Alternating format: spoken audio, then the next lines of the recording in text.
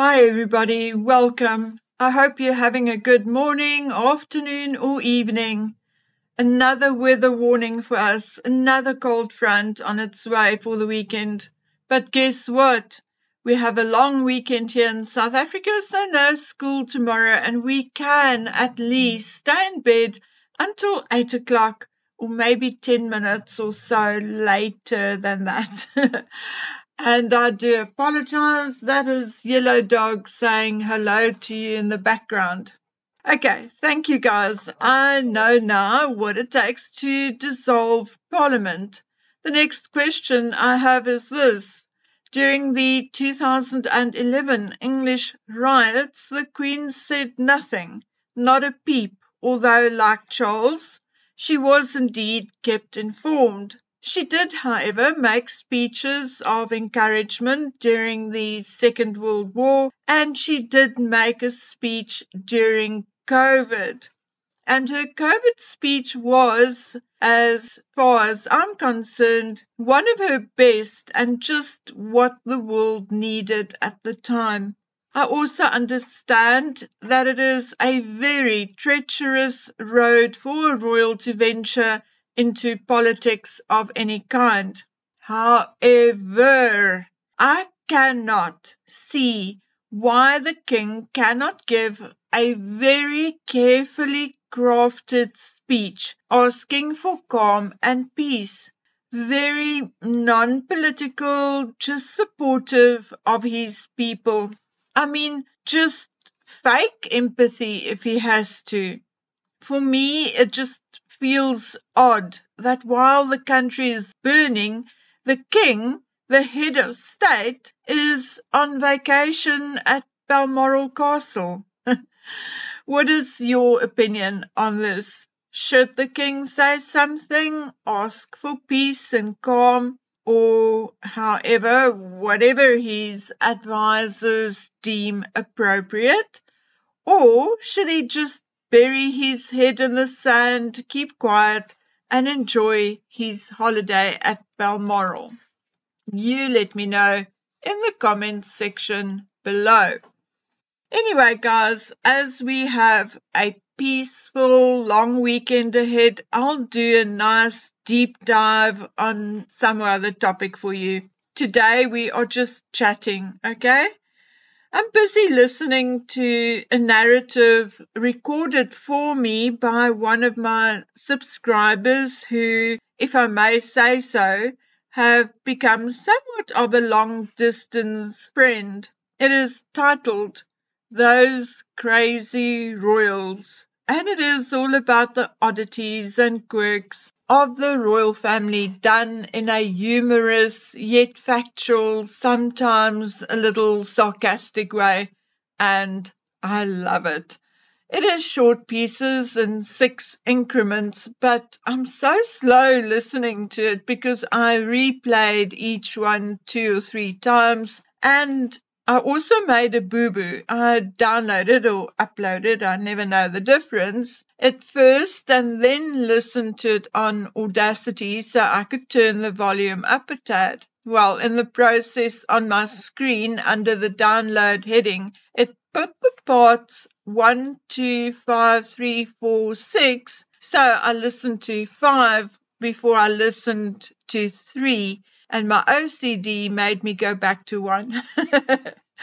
I'll ask him, however, whether I may edit it a little, take background noise out, etc., add some pictures, and play it as bonus material for you. Maybe I can bribe him with a bottle or 2 of South African wine. I'll let you know. Or maybe he's listening.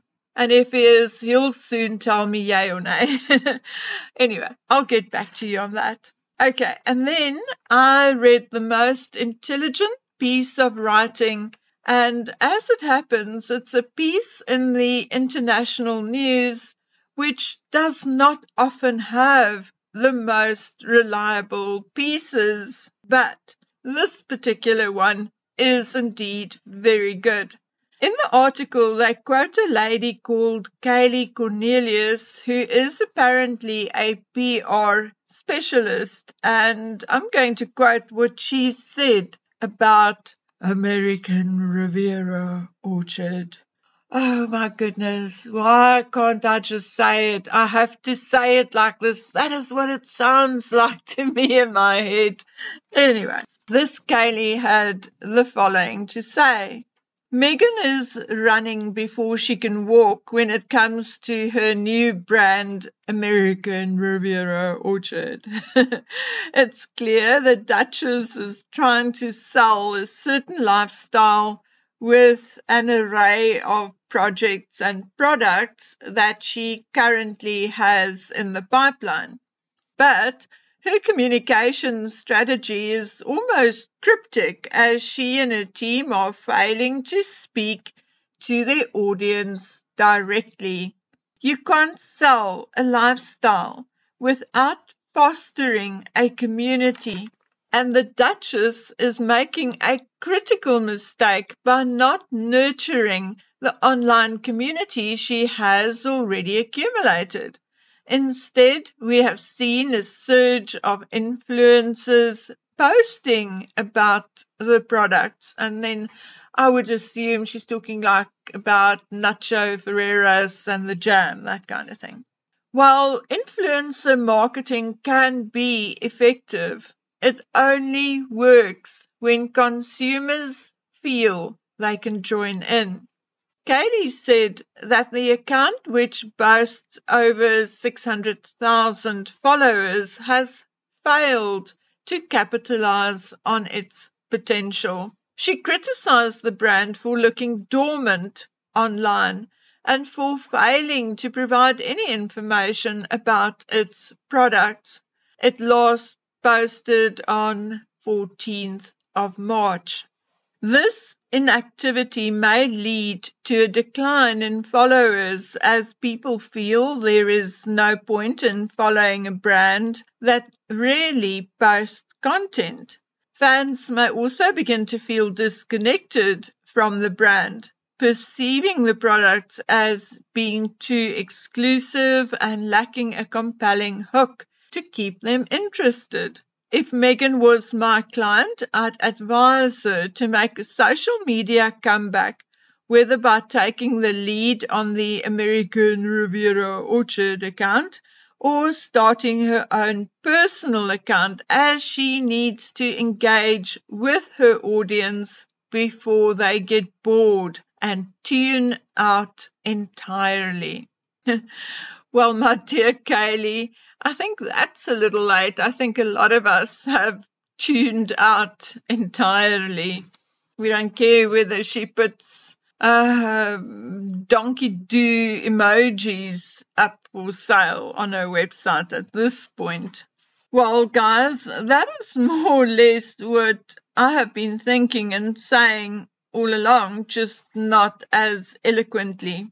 You see, during Gwyneth Paltrow's pop-up with Goop in the Hamptons, Cameron Diaz's Aveline vegan wine was in every attendee's hand. Online on Goop and elsewhere, Aveline is, for instance, paired with Cameron's Summer Crunch salad, which is available at Goop Kitchen.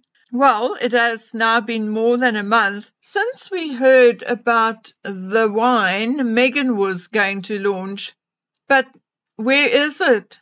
What does it look like? What is its alcohol and sugar content like? What food does it go best with? She has shared none of that, only leaked that she'll market a wine on her platform.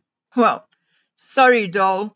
If I want wine, which I don't, but imagine I do, I want it now, for whatever reason. Maybe a birthday party or whatever, but I want it now, not promised 3 months down the line. And let's say my friend is diabetic, so I also need to read that label and check the sugar content. Meghan's vague promises are becoming so boring. Usually you keep your product secret until the launch, and then boom, You launch your project front and center, fireworks, balloons and all. Metaphorically speaking, of course, but you know what I mean. Meghan thinks she is building anticipation and curiosity by keeping everyone waiting. But instead, we are becoming bored. And we also so enjoy seeing Cameron's lovely Aveline sparkling in the hands of her friends, paired with a really, really lovely looking salad. Yum! You guys know I don't like royal author Tom Quinn much. Well, I don't know him as a person. He may be a great guy for all I know. But the nonsense he spews in the media gives me a gutful sometimes. But he said two things recently which is absolutely 100% true. He said, talking about Harry, he is trained from birth to do one thing only, to be royal, and he has thrown that away. And he also said Meghan is proof that self-belief won't always guarantee success. It won't always make you a great entrepreneur or businesswoman. Well, how right you are, Mr. Tom Quinn, at least for once. Well, guys, now isn't that the truth? But, okay, folks, my list of chores and other work today is long, literally very nearly as long as my arm. And I somehow just have to get through it all, even if I only sleep a few hours tonight. I'll try and take Saturday or Sunday off, but then I better hurry up. So, friends, I hope you have a good and safe time today. Please be careful, please be wise, and take care of yourselves. Bye.